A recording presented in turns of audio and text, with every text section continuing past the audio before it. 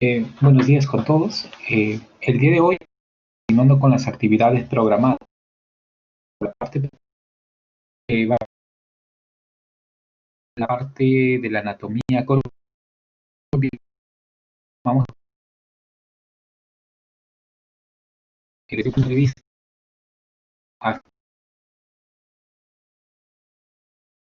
de las complicaciones, la correlación anatómica, cuando estudiemos la cardiopatía. Es importante la evaluación desde el punto de vista angiográfico, que es el gold estándar como cateterismo cardíaco, que es la angiografía coronaria. Actualmente se han desarrollado en el mundo bastante prontitud por las nuevas técnicas de imagen, como por ejemplo la tomografía. En este caso, la que ha liderado para el estudio anatómico coronaria, que básicamente con el uso de y con una poca cantidad de radiación a baja dosis, hoy en día se puede hacer una evaluación de las rápidas que no sobrepasan los 5 minutos en el proceso para poder saber si el paciente tiene o no enfermedad de la. Por lo tanto, ya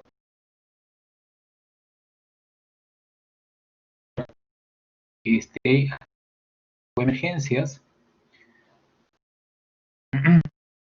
vamos a ver.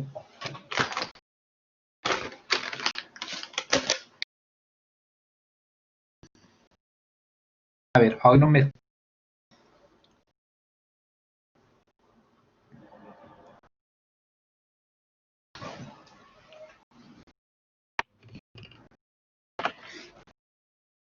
¿Se me escucha mejor?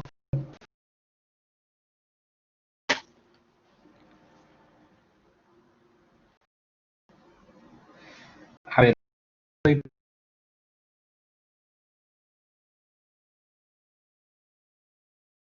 Luis, ¿qué tal? Ahora se me escucha mejor.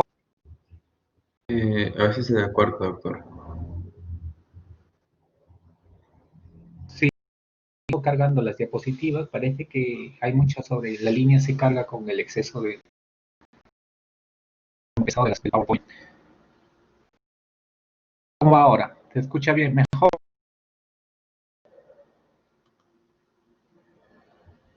Eh, Creo que igual, doctor, pero sí se le llega a entender cuando llega a hablar. A veces se corta, pero normal, creo. Ya vamos a continuar. Entonces, cuando hacemos la evaluación con nosotros, lo primero que tenemos que evaluar es saber y debemos recordar que nosotros tenemos dos sistemas de irrigación del corazón, que está basado principalmente en la cara anterior y en la cara posterior o inferior, como se llama. Las arterias principalmente que están encargadas de estos territorios es el lado izquierdo y la rama de la coronaria derecha que corresponde a la pared inferior y posterior. Estas imágenes que ustedes están viendo son las imágenes de volumen rendering. Son imágenes de reconstrucción que normalmente se hacen en una adquisición en el paciente, ya sea en una secuencia prospectiva o retrospectiva. Me refiero a secuencias cuando solamente vamos a utilizar la fase diastólica del electrocardiograma o la fase sístole y diástole del electrocardiograma. En este caso, cuando es sístole y diástole, nosotros decimos que es una adquisición retrospectiva, y cuando solamente utilizamos la diástole, es una adquisición prospectiva. Como para el estudio de las coronarias, la irrigación del corazón se debe básicamente en diástole, nos bastaría con una adquisición solamente en diástole, porque cuanto menos irradiemos al paciente, siempre va a ser mucho mejor. Entonces, ya conocen ahora con esta imagen cómo se ve un corazón en una reconstrucción volumétrica. Dense cuenta también las características y la ubicación de los vasos coronarios. Principalmente, la aorta, al salir del corazón, se ubica detrás del tronco pulmonar. Como aquí pueden ver, el tronco pulmonar está saliendo y por detrás está ubicada la aorta. ¿Por qué es importante esto? Porque la correlación entre el tronco pulmonar y la aorta, cuando hay mucha dilatación de la arteria pulmonar, esto puede estar asociado a compresiones de vasos, como por ejemplo compresión del tronco de la coronaria izquierda. Y eso puede ser peligroso, inclusive está reportado como muerte o muerte súbita. Aparte de ello, dense cuenta que el ramo izquierdo, el tronco de la coronaria izquierda, va a bifurcarse y dar dos ramas, que una es la arteria, la descendente anterior, y esta descendente anterior principalmente va a irrigar los territorios del surco interventricular anterior, y de ella va a salir ramas que van a irrigar la pared anterior adyacente, que principalmente son las ramas septales, proximales y las ramas diagonales.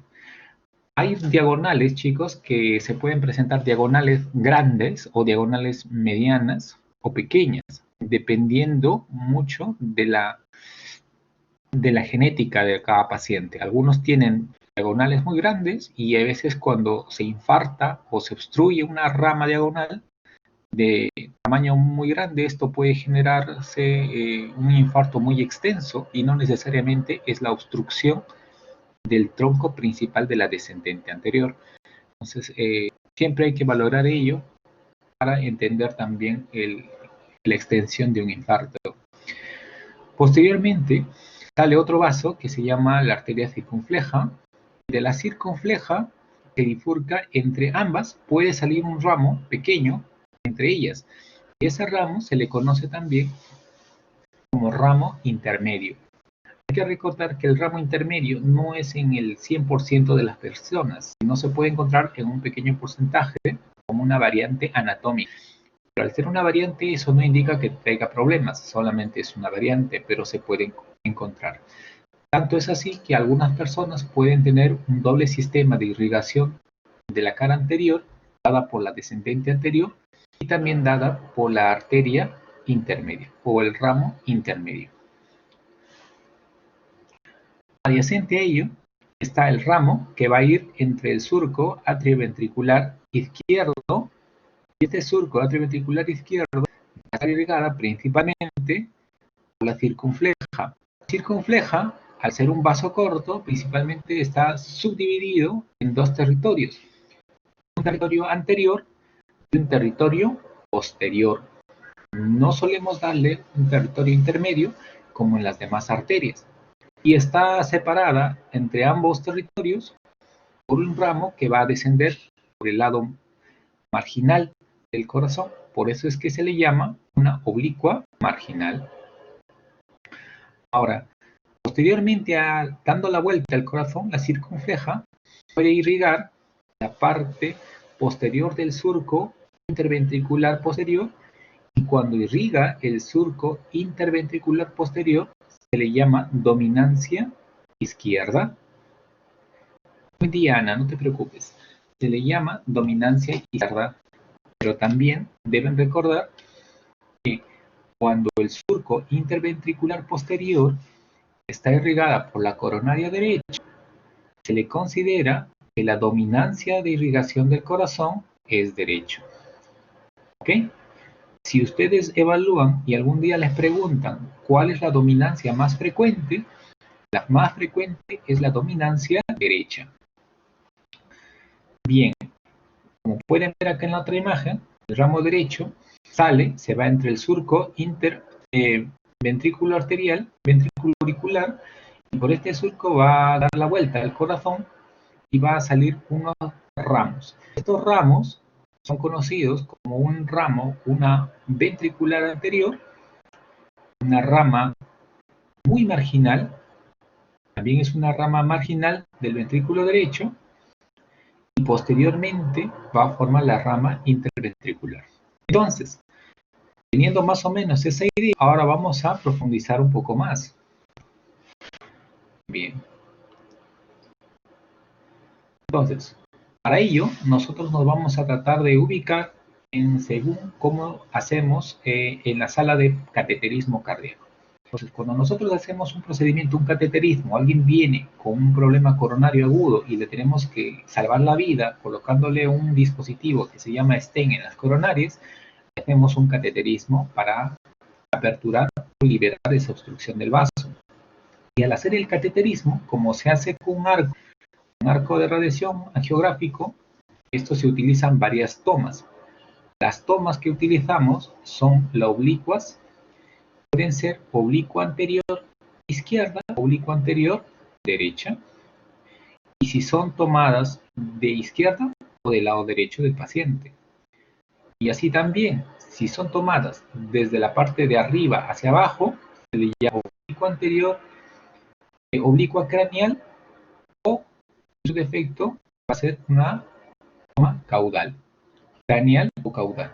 Por lo tanto, de estas combinaciones vamos a tener oblicuas anteriores izquierdas, ya sea caudal o craneal, y oblicuas anteriores derecha, caudal o craneal. De esa forma puedo verificar el corazón en cuatro tomas según la vista angiográfica, y es de esa forma que nosotros podemos tener diferentes formas y diferentes vistas a fin de llegar a un diagnóstico más exacto en el procedimiento del cateterismo. Es muy importante esto porque nos permite nosotros, al ver un resultado de cateterismo, identificar cuál fue la toma vista, y al mismo tiempo nos permite identificar los vasos que se están viendo. Por ejemplo, en esta vista estamos tomando, acá es una toma de una oblicua anterior derecha, y la otra es una vista de una oblicua anterior izquierda a 60 grados y la otra a 30 grados. Como pueden ver en esta toma, en la oblicua anterior derecha, principalmente lo que vamos a ver es un gran vaso de la descendente que va a ir por encima, y un vaso que va a descender, que obviamente está dando la vuelta al corazón, y cuando se haga la toma angiográfica de la coronaria derecha, cuando se ve un oblicuo anterior, lo que vamos a ver principalmente es la descendente, pero ya en la borde superior, sino en la forma hacia abajo y hacia el lado vamos a ver el recorrido de la circunflexión. Es importante, ¿eh? Miren cómo cambia la ubicación de la descendente anterior cómo se va hacia en una toma del lado izquierdo. Y la derecha, obviamente, su toma siempre va a ser una forma en C. Vamos a recordar entonces ello mejor. Cuando hagamos una vista angiográfica de un paciente, digamos, le aplican el catéter, ingresamos por la vía percutánea, un acceso venoso, subimos con la guía hasta la aorta, por la aorta llegamos a los senos de Valsalva, en los senos hablamos a través de un catéter guía, y en el catéter nosotros podemos inyectar un poco de contraste. Este contraste es un contraste iodado y va a pintar el recorrido de toda la arteria. Y ese pintado es lo que nosotros vamos a evidenciar en el angiógrafo. De esa forma nosotros podemos ver si hay paso, obstrucción o estenosis significativas o no en diferentes vasos. Entonces aquí han cateterizado el lado derecho, la arteria coronaria derecha, y se ve todo el recorrido.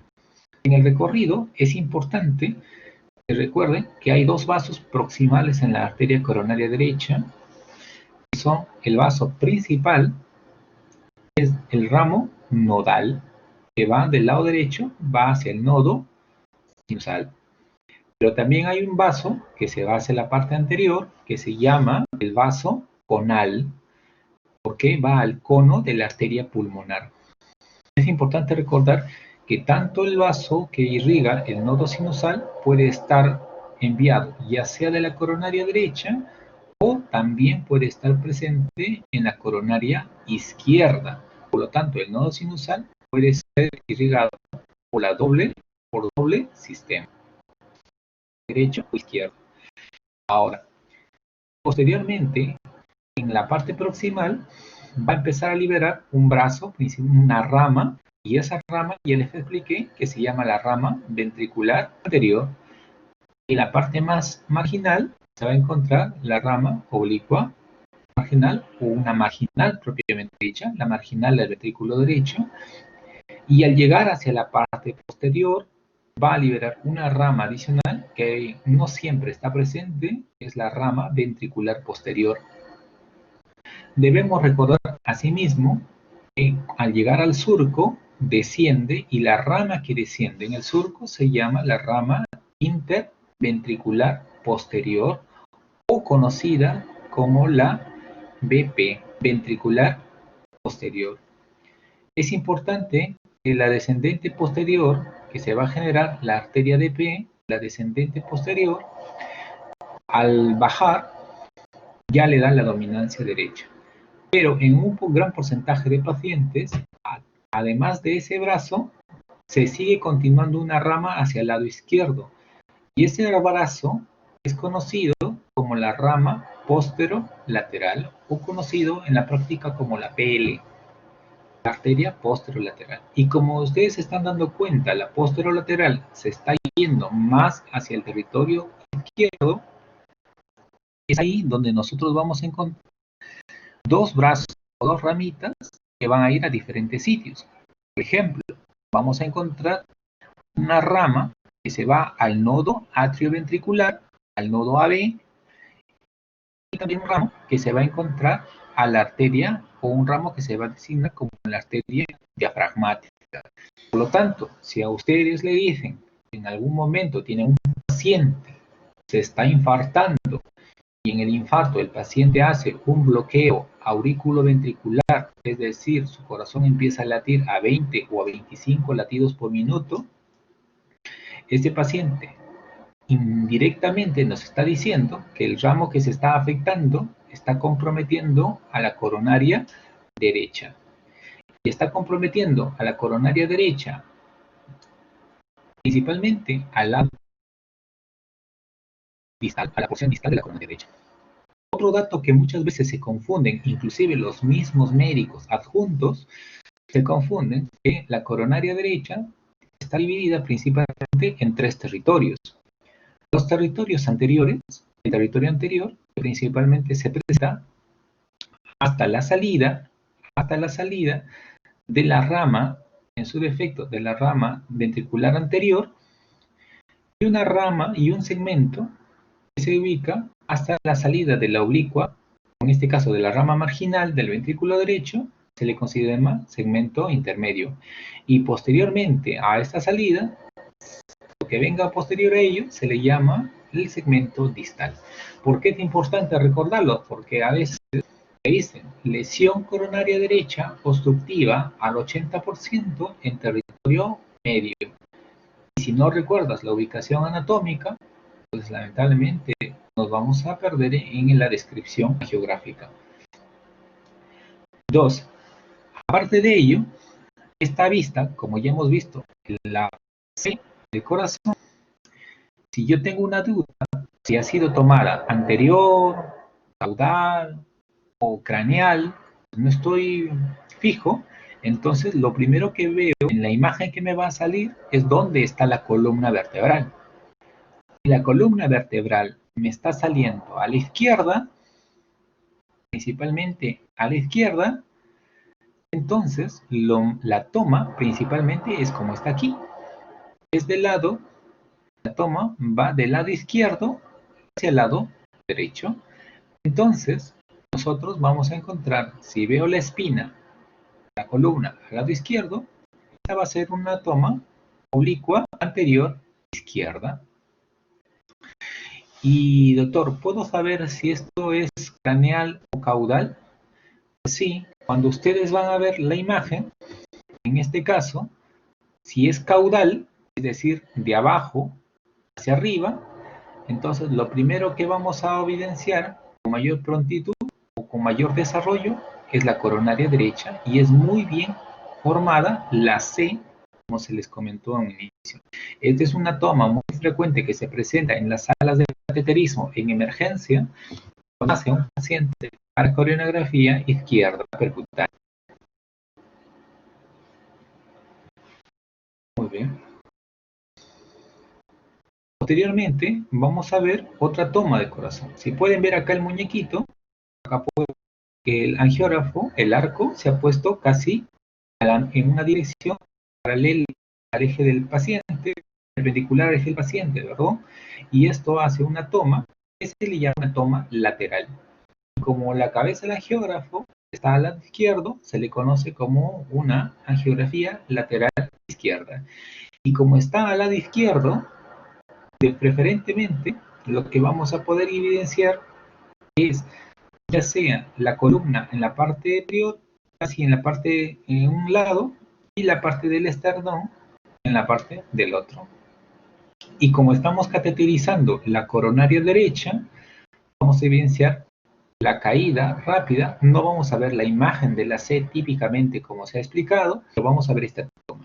Y si ustedes se percatan, en esta toma, en una lateral izquierda, es muchísimo mejor, se puede evidenciar los ramos, ya sean los ramos ventriculares y los ramos de la descendente posterior y de la posterolateral. Entonces, es una adquisición muy factible y muy buena en la anatomía coronaria para verificar cómo están los vasos distales en la proyección lateral izquierda.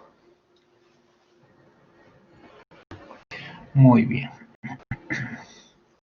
Ahora, recuerden que los vasos que en la lateral izquierda, como el corazón está hacia adelante, los vasos que van a ir hacia adelante son los vasos marginales o ramos ventriculares, ¿ah?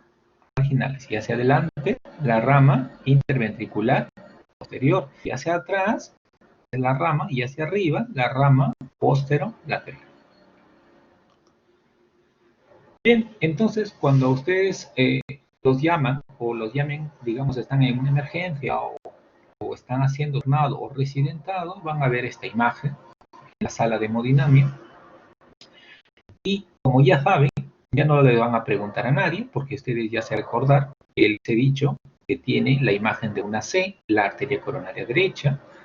Entonces, ustedes inmediatamente ya saben que esto es una C. Como pueden ver, principalmente está por debajo del diafragma. Y en esta porción se ve que es la parte anterior aquí y esto más es la parte posterior. Por lo tanto, yo estoy casi convencido que esto es una imagen, un oblicuo anterior. Como estamos viendo la coronaria, la rama, o en este caso, la parte estructural de las vértebras están más designadas hacia el lado izquierdo, sería una oblicua anterior izquierda. Y como ya les dije, como en la imagen anterior, esto es una toma para ver la arteria coronaria derecha en toda su magnitud, y pero como se ve claramente la parte inferior, va a ser una oblicua anterior izquierda, pero de origen con vista caudal, porque se está viendo la parte inferior nítidamente. Por eso sería una oblicua anterior izquierda caudal. Asimismo, aquí estamos viendo los brazos o las ramas que está liberando, ya sea la nodal y la conal, o la rama sinusal y la rama conal. Por lo tanto, a partir de este concepto, chicos, no se vayan a olvidar, si un paciente tiene un infarto y el primero de los síntomas, o ustedes lo notan, que está con dolor y empieza a hacer bradicardia, o pausas, o los latidos se encuentran más lentos, lo más probable es que el paciente esté teniendo un infarto coronaria derecha. Ya cuando tengan el electrocardiograma va a ser muchísimo más fácil identificarlo. Así también, cuando se infarte la coronaria derecha, como está muy pegada, o está casi encima del territorio del ventrículo derecho, puede haber una extensión hacia el ventrículo derecho y no solamente lesionar el ventrículo izquierdo pero de la parte inferior, puede irradiarse al ventrículo derecho, y a ese caso nosotros le llamamos un infarto inferior con extensión al ventrículo derecho. Es muy importante que recuerden eso, porque se ha demostrado que los pacientes que tienen un infarto con extensión al ventrículo derecho tienen mayor riesgo de mortalidad, se mueren más en sala de procedimientos, en sala de emergencia, en shock trauma. Entonces, los infartos derecho mayormente se manejan como hay una gran disfunción del ventrículo derecho, no puede bombear la sangre. Estos pacientes tenemos que darles una gran cantidad de fluidos, compensar la poca contractilidad del ventrículo derecho para sopesar el shock que está teniendo este paciente. Y nada, estos pacientes hay que abrirlos, cateterizarlos, o en su defecto a veces hay que ponerle un marcapaso, porque como hacen un bloqueo completo, el paciente puede ir rápidamente a un shock cardiogénico y fallecer.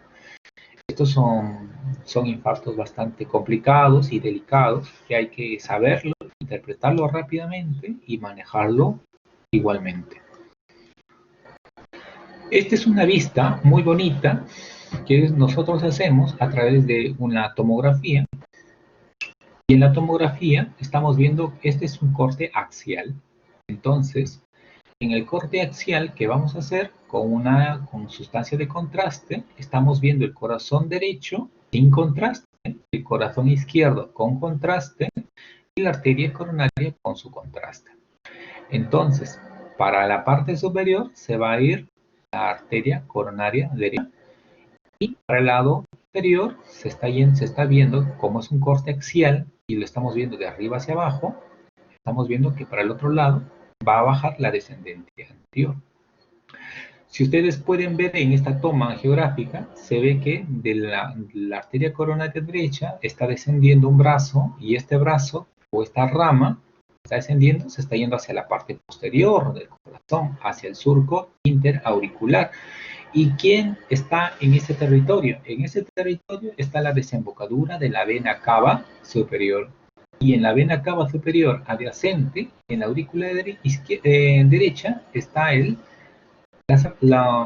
tejido del nodo sinusal. Por lo tanto, este paciente tiene en ese territorio la irrigación de la arteria del nodo. Por lo tanto, si en algún momento le ponen una flecha aquí o les dicen cuál es el brazo o qué es este brazo o esta rama cuando tengan una tomografía a la mano, no se olviden que esta es la arteria del nodo. Igualmente, en la coronaria derecha, nosotros podemos hacer una reconstrucción del corazón en volumen rendering, que es esto, y en esta secuencia, en esta reconstrucción volumétrica que hacemos, podemos ver todo el trayecto de la coronaria derecha, sus ramos ventriculares, sus ramos marginales y su ramo ventricular posterior y la rama lateral y sus ramas posteriores, sus divisiones, tanto la diafragmática como la del nodo. Es importante utilizar estas técnicas cuando, por ejemplo, viene el paciente de emergencia, ustedes no saben si el dolor es muy atípico, la troponina que le han hecho en emergencia no es tan significativa, el paciente ha tenido una sensación vagal, ha estado con dolor de pecho y todavía le persiste un poco y el electrocardiograma no es tan contundente para llegar a una disquisición rápida de un infarto, se puede plantear una ayuda diagnóstica solicitándole una tomografía coronaria. La tomografía coronaria se hace en una sala o en un ambiente de radiología donde debe haber un médico a cargo para la adquisición de urgencias. Y esto debe ser rápido para tomar decisiones, pues de ello dependerá si el paciente se queda y se completa posteriormente un cateterismo o en su defecto el paciente se va a casa y con analgésicos porque no sería de origen cardíaco. Por lo tanto, es un diagnóstico rápido, fiable y de alta resolución. Muy bien, continuando con la rama, otro dato importante, nosotros al poner la tomografía, como nosotros podemos hacer cortes y ubicarlas de diferentes formas, esta es una ubicación donde vemos un corazón con 3 cámaras. ¿Por qué 3 cámaras? Porque vemos el ventrículo izquierdo, la aurícula izquierda y el tracto de salida de la aorta. Al ver encontrar el tracto de salida del ventrículo izquierdo con la aorta, vamos a evidenciar en la parte superior el ramo que está descendiendo, que es el ramo del nodo sinusal, que expliqué hace un minuto. Y si nosotros cerramos la aorta y hacemos un corte y nos ubicamos en un 4 cámaras bien completo a través de una tomografía, este es el lado izquierdo, este es el lado derecho, vamos a ver cómo la coronaria, en este caso el ramo marginal de la coronaria derecha va a descender por la parte lateral del ventrículo derecho.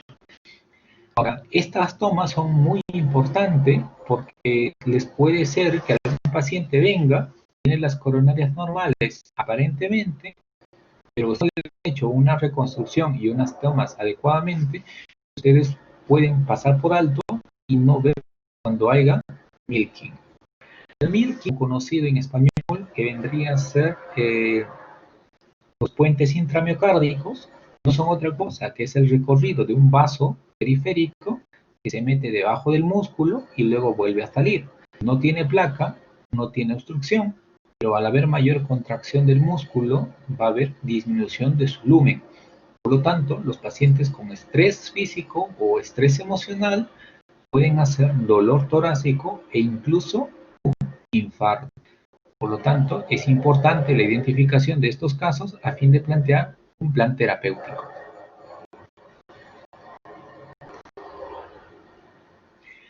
Viendo las secuencias derechas, mira, pueden ver acá, ella es una toma axial también, una toma un poco más hacia arriba, y se puede ver pues la salida o la rama de la coronaria derecha. Principalmente en esta toma que están viendo, van a ver el recorrido posterior.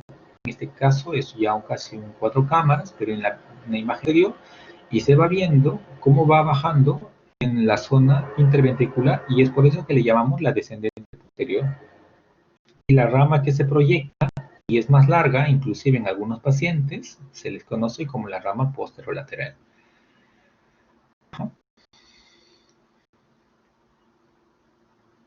Perfecto.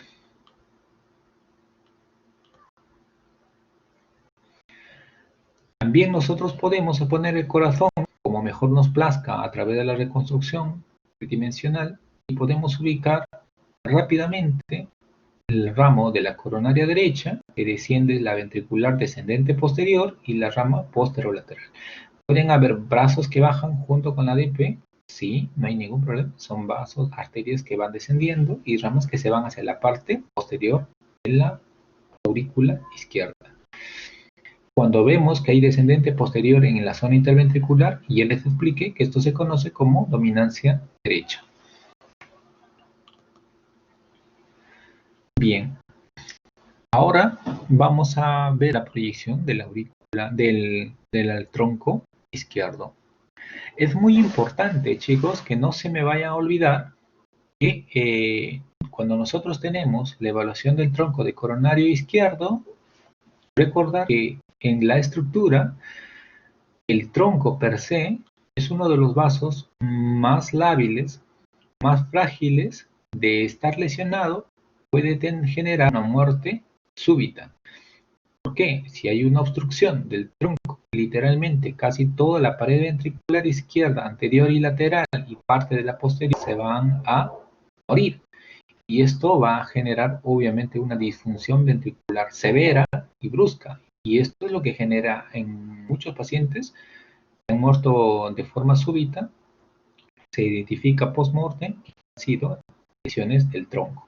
Por lo tanto, si algún día tienen algún paciente que tiene lesión de tronco, una lesión significativa, ustedes tienen que plantearle al paciente que tiene que ser revascularizado, ya sea quirúrgicamente como primera indicación, y de no poder hacérselo, se puede intentar percutáneamente, salvo el paciente tenga alguna otra contraindicación.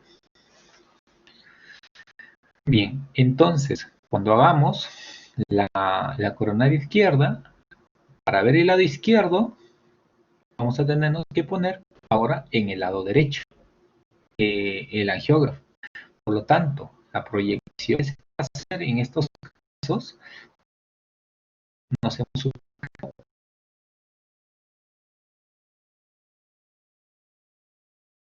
oblicua anterior.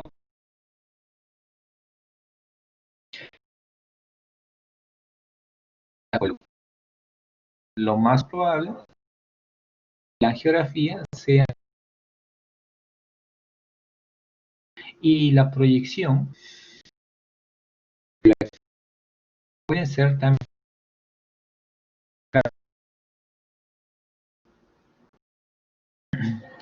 Muy bien. Cuando nosotros hacemos esta proyección oblicuo anterior derecha, nos va a favorecer rápidamente. Vamos a ver un ramo anterior principalmente grande, que es la descendente anterior, y un brazo hacia abajo con menos vasos, que es la circunfleja.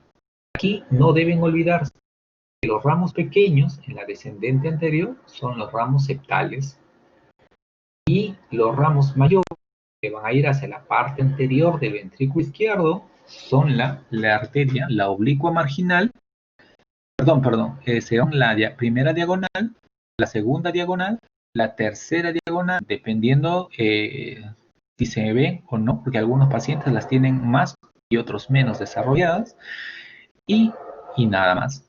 Ahora, recordarse también que nosotros de la primera rama que se va con dirección hacia el lado derecho, es la primera rama septal y es pequeña, y la otra rama que es más larga se va hacia el lado izquierdo, es la primera rama, la oblicua, la primera diagonal.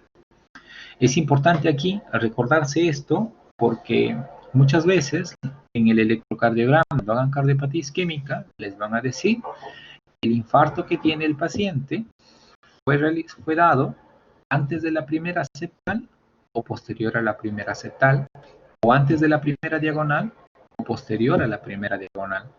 Entonces, esas pequeñas disquisiciones clínicas están ahí y se las van a hacer, pero si no tienen el reparo anatómico, no van a poder interpretar adecuadamente un electrocardiograma. Entonces, la anatomía es muy importante para poder entender un electro.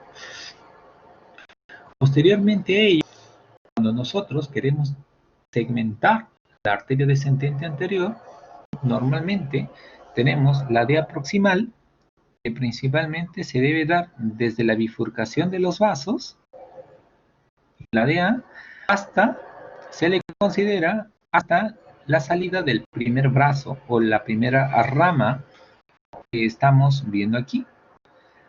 Es el segmento 2, es el primer ramo que se ve hasta el primer ramo diagonal. Entonces, este segmento es el segmento proximal.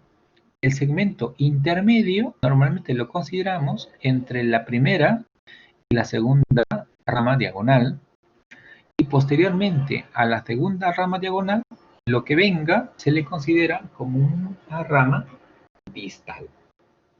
Por lo tanto, traten de recordarnos ello para que puedan entender la designación cuando se le diga una lesión estenótica de grado significativo al 70% en el territorio de la descendente anterior, segmento proximal. Ya saben dónde está ubicado. Bien. Otro dato adicional es la circunfleja. La circunfleja, como vaso, al ser bifurcado, va a verse en esta imagen un territorio de una caída descendente, y como ya hemos explicado, la circunfleja no tiene una segmentación de ramo intermedio o segmento intermedio. Tiene una proximal y una distal.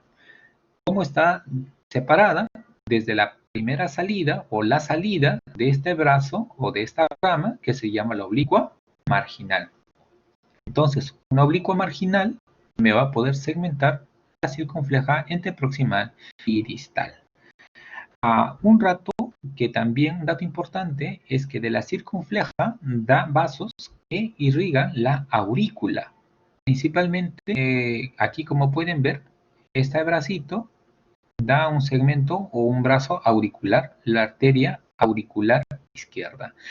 Entonces, cuando hay a veces pacientes que tienen enfermedad de la circunfleja, también se puede ver enfermedades degenerativas o alteraciones como arritmias por efecto de la fibrosis auricular, cuando ha habido una isquemia en la zona proximal de la circunfleja, un infarto, se ha afectado gran parte de la aurícula y eso hace que también entre en disfunción. Puede manifestarse como fibrilación auricular o en su defecto alteraciones en la conductividad eléctrica de la aurícula. Es importante porque a veces algunos pacientes debutan con fibrilación y son pacientes crónicos y sin estar dilatadas, y de fondo tienen una enfermedad de estos pequeños vasos. No necesariamente debe ser vasos grandes, pueden ser de pequeños vasos y el problema es netamente isquémico. Bien, esta es la toma angiográfica. Como ya estamos viendo, principalmente estamos viendo la columna hacia el lado derecho, entonces nuestra imagen, nuestro angiógrafo va a estar yéndose, como hemos visto aquí la imagen, aquí. Entonces estamos viendo una oblicua anterior derecha. Entonces tenemos, al ver al lado derecho, es una oblicua anterior derecha. Y como estamos viendo la punta del corazón en abajo, entonces vendría a ser una imagen de abajo hacia arriba, caudal. Por lo tanto, en esta imagen yo puedo ver tanto la circunfleja, que es esta, y la descendente anterior, que está bordeando todo el ventrículo anterior. Puedo ver los pequeños vasos que están saliendo, que son los vasos septales, y los vasos grandes que están migrando son los vasos de la margen, la primera diagonal y la segunda diagonal. Como pueden ver aquí, se ve un pequeño brazo que sale, que vendría a ser la rama septal, y posteriormente se ve otro brazo grande que vendría a ser la primera marginal. Muy bien. Posteriormente a ello, al analizar la circunfleja, yo voy a ver aquí que la circunfleja tiene un recorrido, es una gran arteria, una arteria de buen calibre, y tiene ramos que están saliendo, ramos muy proximales. Puede ser que tenga la oblicua marginal muy proximal, entonces tendrá, por ende, por anatomía, tendrá pues un ramo proximal corto y un ramo distal, un territorio distal bastante prolongado. Tercero, puede ser que el paciente tenga 2 oblicuas marginales o 3 oblicuas marginales. En esos casos, pues nada, hay que describirlo y el territorio va a ir cambiando hasta la oblicua marginal más adyacente a la pared lateral del corazón se considerará la zona proximal. Posteriormente tiene la parte distal y dependiendo si la circulación de la circunfleja va a la zona ventricular posterior, diremos que tiene dominancia izquierda. A veces hemos encontrado pacientes que tienen dominancia de ambas coronarias y a eso se le llama codominancia. La codominancia no es otra cosa que la irrigación del ramo interventricular posterior ya dada por la coronaria derecha y a la par por la coronaria izquierda a través de la circunfleja. Pregunta de examen, ¿no? Bien, esta es otra toma, también bastante vista, como ya saben ya, se ve las vértebras en el lado derecho, entonces una oblicua anterior derecha. Y como vemos las coronarias, la descendente anterior hacia arriba y hasta la punta del ventrículo, entonces esta vendría a ser una imagen caudal. Entonces vemos acá la descendente anterior, su oblicua, su primera diagonal, sus ramitas septales, y en el otro lado vemos la circunfleja con sus ramos, miramos ramos bien significativos, grandes, que vienen a ser los ramos, son las oblicuas marginales. Muy bien. Y tiene todavía varias oblicuas marginales el paciente. Bien. Hay que tener en cuenta que a veces también nos puede pasar algo que cuando nosotros evaluamos las coronarias, la circunfleja tenga también poco desarrollo. Puede ser coronarias de pequeño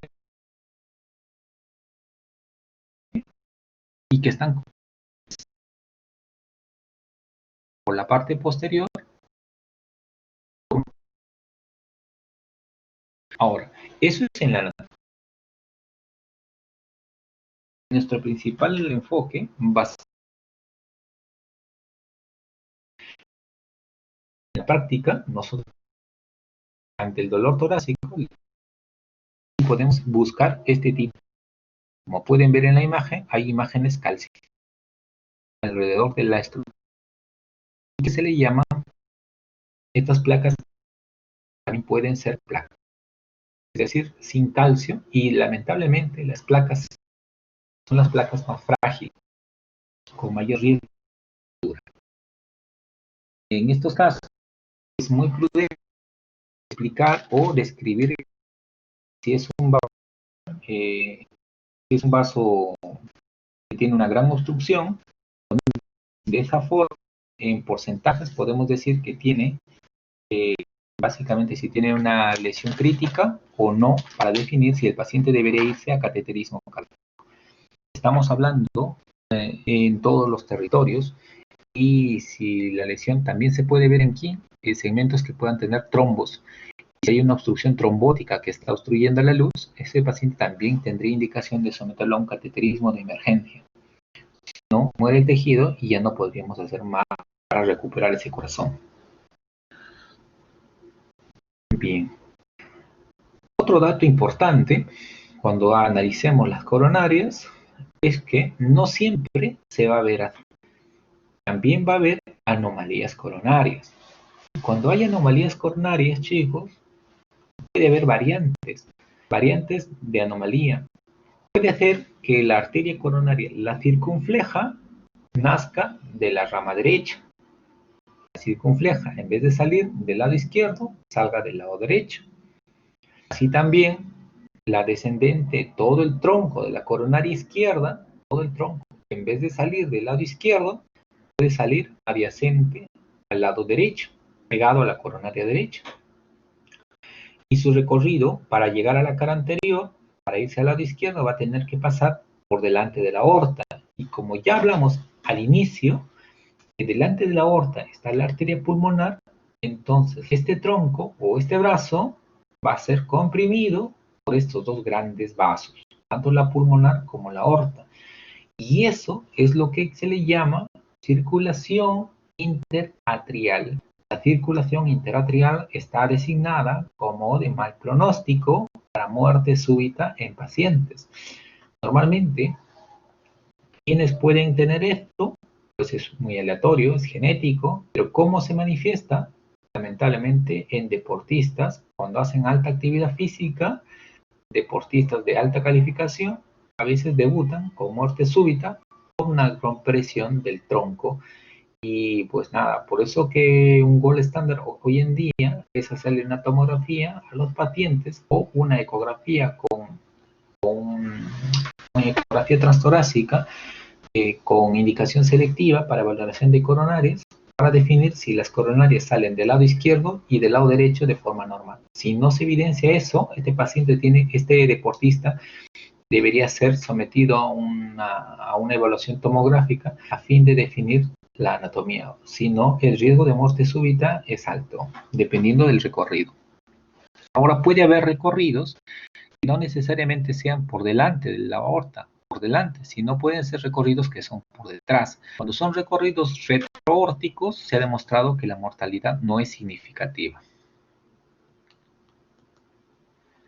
Bien, entonces, cuando estamos viendo acá la descendente anterior, otro parámetro también muy bonito es al hacer la reconstrucción, esta es una reconstrucción 2D en doble oblicuo, que le llamamos, y en este doble oblicuo nosotros estamos viendo cómo la descendente pasa por fuera del corazón. Si hubiera habido un ingreso hacia el músculo, eso sería un milking de la DA, y eso sí puede traernos por un problema, pues con dolor, angina o en su defecto incluso infartos. Bien, la circunfleja, acá hay una toma bastante bonita, donde se ve la bifurcación, donde se ve la rama conal la rama nodal hacia la parte posterior, y la circunfleja y su recorrido por debajo de la aurícula, el surco, a nivel del surco aurículo-ventricular, y se hace la parte posterior. Un dato importante es cuando uno hace el seguimiento de este vaso, es ver la orejuela.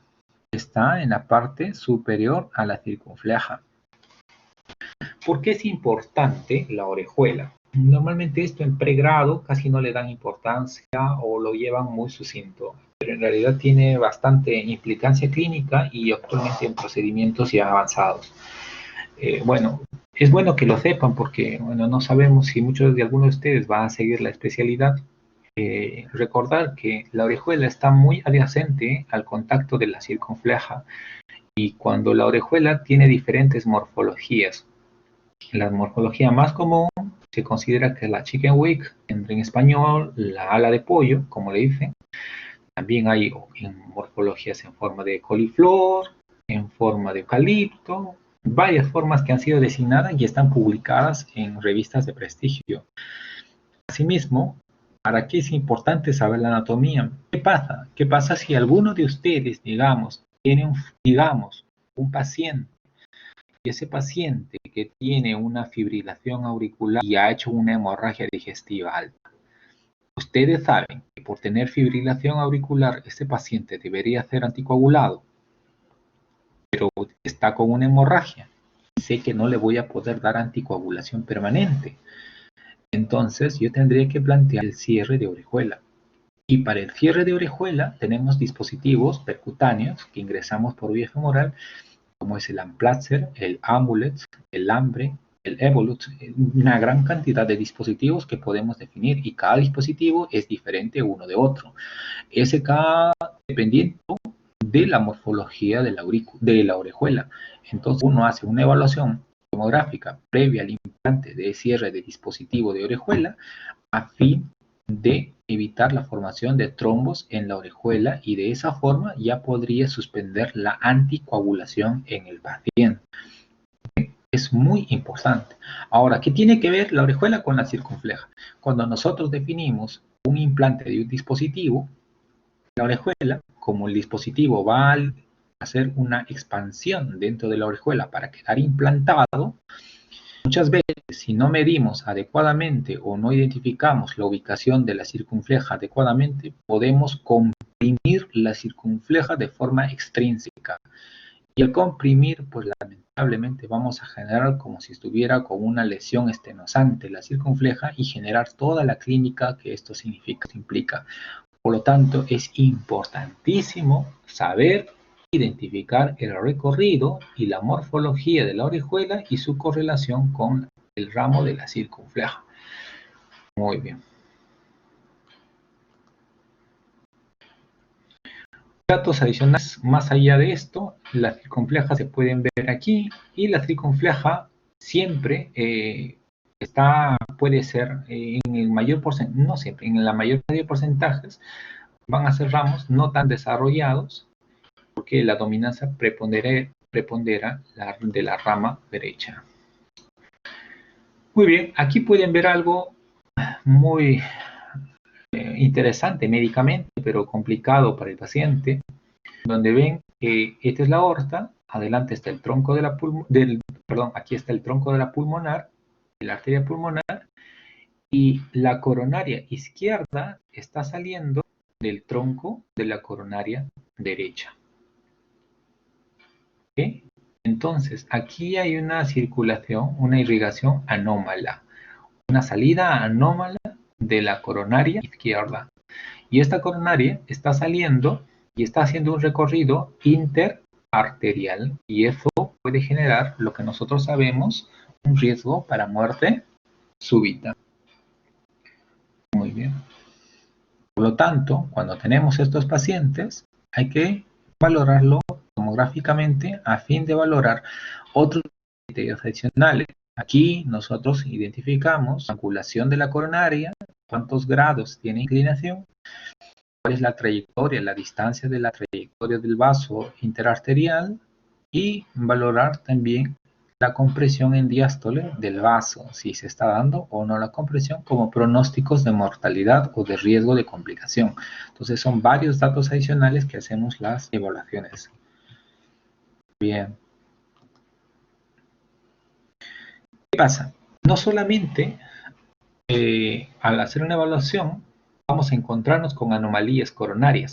Por ejemplo, también nos vamos a encontrar con calcificaciones a nivel de la válvula. Por lo tanto, ustedes hacer un estudio coronario, también vamos a poder identificar el calcio que está pegado en los velos de la válvula aórtica. Y está demostrado que cuanto más calcio tenga una válvula aórtica, más probable es que tenga una estenosis aórtica. Así también la coronaria, la anomalía de las coronarias se pueden presentar de esta forma, como por ejemplo, miren acá, el lado derecho, está saliendo la rama derecha, y del lado izquierdo, mira, la arteria circunfleja está saliendo del lado derecho. Por lo tanto, esto es una anomalía de la cortela circunfleja. Y esta anomalía se le conoce como una anomalía coronaria de la circunfleja con circulación retroaórtica, porque está yendo por detrás de la aorta, no entre la aorta y la pulmonar, sino por detrás. Complicaciones de este vaso, anomalía en general, ninguno, no tiene gran repercusión, salvo a este paciente tengamos que indicarle un procedimiento, una intervención coronaria, una intervención percutánea o una reparación quirúrgica de la válvula aórtica y decirle, mire, vamos a ponerle una prótesis o vamos a colocarle un TAVI o un dispositivo transcatéter y pues nada, en ese caso sí es importante porque si nosotros ponemos un dispositivo transcatéter, tenemos que valorar el tamaño del anillo aórtico, pues si tenemos un anillo pequeño y tenemos demasiado calcio a nivel del anillo, al expandir el dispositivo que vamos a implantar, va a generar una compresión extrínseca a la fleja y esto puede desencadenarnos un infarto perioperatorio. Entonces eso también es un riesgo. Por lo tanto, es prioritario hacer una adecuada evaluación quirúrgica en un paciente que va a ser sometido a una intervención de aorta cuando se sospecha de anomalías coronarias. Por eso que siempre les mandamos a hacer, pasados los 50 años, un cateterismo cardíaco a fin de que no nos quede ninguna duda. Y hoy en día la tomografía probablemente ya no se soliciten la angiografía de forma rutinaria, sino la tomografía va a ser el primer screening como parte del seguimiento. Las guías de este año en coronaria ya están considerando a la tomografía como el gold estándar para la evaluación coronaria en pacientes de bajo y de riesgo intermedio. El cateterismo para pacientes de riesgo alto. Por lo tanto, no se sorprendan chicos que de acá a unos 5 años prácticamente lo que están leyendo en su libro ya no sea lo correcto, sino porque las guías están cambiando drásticamente y con bastante acelerada, demasiado acelerado. Ha habido una gran cantidad de estudios que están fortificando las indicaciones y cambiando otras. Por lo tanto, la tomografía va a entrar probablemente como uno de los gold estándar en seguimiento en pacientes de bajo y de intermedio, inclusive en pacientes que están en la sala de unidad de dolor torácico de emergencia. Algo para que no se vayan con una idea tampoco equivocada. Si ustedes se preguntan, ¿dónde puedo ver mejor una coronaria? La coronaria la van a ver en forma, ubicación y en movimiento, se va a ver bastante bien a través de la tomografía. Sin embargo, cuando hay demasiado calcio, el calcio no permite una adecuada visualización del grado de estenosis de las arterias. Por lo tanto, cuando hay demasiado calcio, ya pierde sensibilidad a esta técnica y se prefiere utilizar el cateterismo. Por lo tanto, si a ustedes les preguntan cuál tiene mejor resolución temporal, la mejor resolución temporal es el cateterismo. ¿Y cuál tiene mejor resolución espacial? Es la tomografía. Por lo tanto, son cosas diferentes que son complemento una de otra, que no necesariamente una tiene que ser superior, sino como forma de complemento. Muy bien.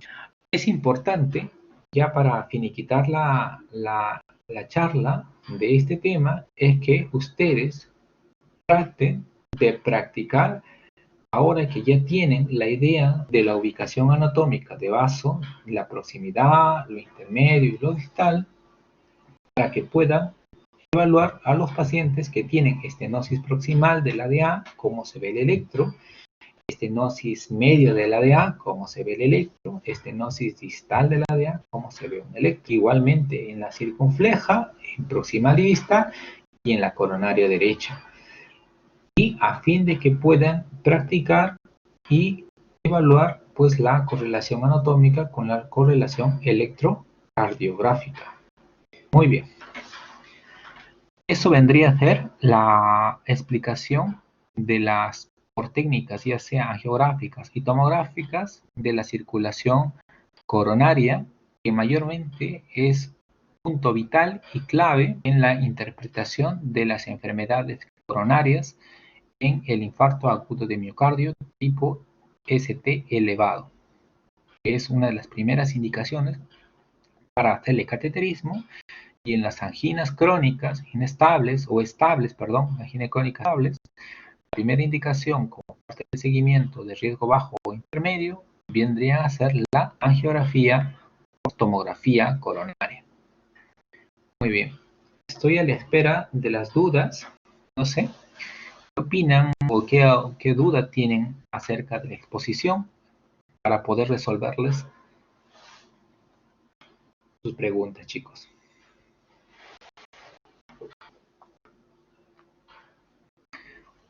Hola Wilson, dime, te escucho. Sí, buenos días, doctor. ¿Me puede escuchar? Te escucho, Wilson, buenos días. Mencionó, doctor, en la circulación interatrial como causa de muerte súbita en pacientes deportistas, o sea, en pacientes sanos, supongo, ¿no? Con un estilo de vida sano. En ese tipo de pacientes, Sí, doctor, ¿qué se tendría que hacer? ¿Un procedimiento quirúrgico o con tratamiento farmacológico podría reducir el riesgo de mortalidad? muy bien, gracias por tu pregunta, Wilson. Efectivamente, les comentaré un caso que tuvimos. Era un paciente joven de 23 años, deportista profesional, que ya estaba en la selección, por así decirlo. Y nada, pues un día tuvo un poco de dolor de torácico y se le hace una evaluación ecocardiográfica, nos da una sospecha de que tenía una anomalía coronaria izquierda, lo mandamos a hacer una tomografía y efectivamente se veía la misma imagen como la que están viendo ahorita en sus monitores. Una circulación interatrial, un recorrido interatrial del tronco de la coronaria izquierda o de la descendente anterior. En este caso, la primera indicación a este paciente es dejar la actividad física extenuante, intensa. Por lo tanto, lo primero que tienen que hacer aquí es al paciente decirle que ya no puede hacer la actividad, sino el riesgo de que fallezca durante algún esfuerzo físico intenso es alta. Es el primer paso que tienen que hacer. Dos, como esto no es una enfermedad de obstrucción, producto de una enfermedad aterosclerótica o un trombo, nada, la medicación no va a ser el parámetro inicial ni tampoco el parámetro fundamental para evitar la complicación. Aquí, si vemos que es un recorrido con una alta angulación y tiene mucho compromiso por las paredes externas de la aorta y de la pulmonar, la primera opción sería revascularizar al paciente quirúrgicamente. Es la primera indicación que se deja a estos pacientes. Se le pone un bypass, un puente de la aorta hacia la parte proximal, pero proximal pasada ya en la zona interatrial para mejorar y darle el flujo sanguíneo a ese segmento si es que hubiera alguna obstrucción posterior.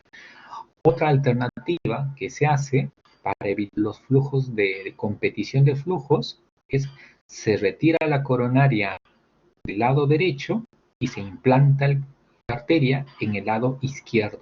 De esa forma, al hacer una reubicación de ese ramo, ya evitamos otras complicaciones. Hoy en día es una técnica muy aceptada que se están haciendo y se hace el reimplante de coronarias y se ha reportado que va bastante mejor que al colocarle un puente, que cuando hay puente hay competiciones de flujos y eso a veces hace que el puente con el tiempo sea más un problema que un beneficio.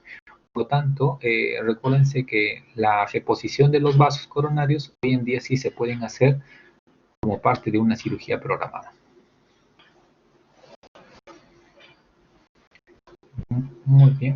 Muy bien, Wilson. Muy buena pregunta. ¿Alguien más tiene alguna otra duda? ¿Algo que les quede? Hola, Jenny. Dime, te escucho. Doctor, buenos días. Sí te escucho, Jenny. Dime. Doctor, disculpe, acerca de las placas de calcio.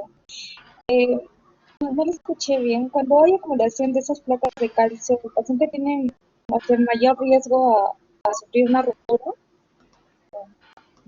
Perfecto. Mira, muy bien, Jenny. Muy bien tu pregunta. Bueno, normalmente cuando uno quiere hacer una evaluación de las arterias del corazón, hoy hay bastante información que indica que cuanto más calcio esté ubicado en las arterias del corazón, mayor es el riesgo de enfermedad coronaria o mayor la probabilidad de enfermedad coronaria. Por lo tanto, y eso también va asociado a la severidad de la arteria, de la obstrucción de la arteria. Entonces, se ha demostrado con puntos de corte, nosotros medimos el calcio, sumamos el calcio en todas las arterias, ya sea la izquierda o la derecha, lo sumamos y si nos sale con valores superiores a 400, decimos que es un score de calcio alto. Y si nos sale menos de 400, decimos que es un score de calcio moderado. Y si esto está por debajo de 100, podemos inclusive decantarnos por un score de calcio leve. Tener en consideración que a mayor cantidad de calcio, mayormente si sobrepasa los 400, 800, 1000, las probabilidades para verlas por la tomografía ya no son tan efectivas porque el exceso dificulta la visualización adecuada del lumen del vaso. Por lo tanto, el calcio hoy en día es un parámetro indirecto para identificar también la severidad de un vaso. Otro dato que ustedes hacen la o piden, también van a ver el calcio a nivel de la válvula aórtica y también se mide la concentración del calcio a través de un score de calcio de la válvula aórtica y pueden saber si esa válvula también tiene criterio de estenosis aórtica. Se ha demostrado que con un score de calcio por encima de 3000 ya está asociado a una estenosis aórtica severa, unidades Agatston. Es el score de calcio que se hace para valoración de la aorta y al mismo tiempo, pero para mujeres es de 1500. Y también el calcio se puede ver a nivel de la aorta ascendente, es para identificar si tiene una aorta en porcelana, que es una calcificación de la aorta, y esto puede estar asociado principalmente a complicación en el camplaje de la aorta. Si es que ustedes van a someter a ese paciente a una cirugía, el cirujano va a solicitar esto, porque si no tiene, porque si tuviese una aorta en porcelana, al momento de clampar se va a desgarrar la aorta y eso sería una complicación grave en sala de operaciones. Es importante hacer el prequirúrgico adecuadamente de un paciente que va a ser sometido a cirugía cardíaca antes de definir una cirugía de forma programada. Muy bien. ¿Alguien más tiene otra pregunta?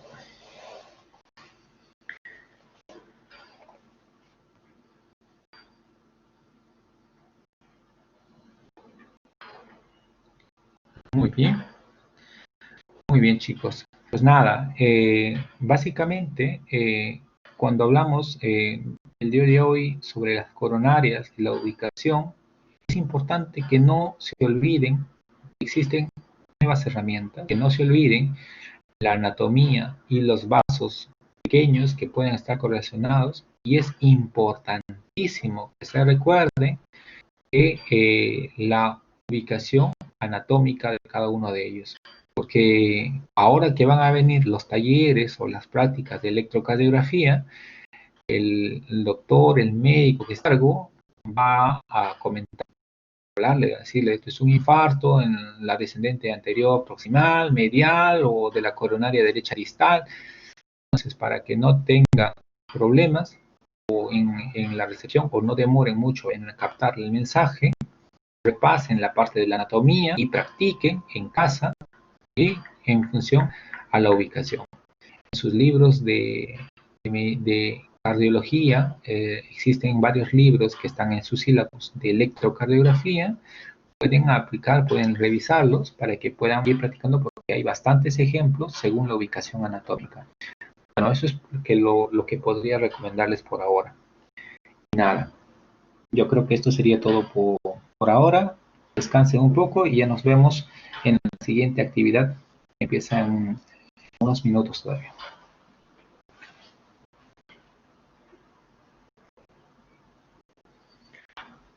Muy bien.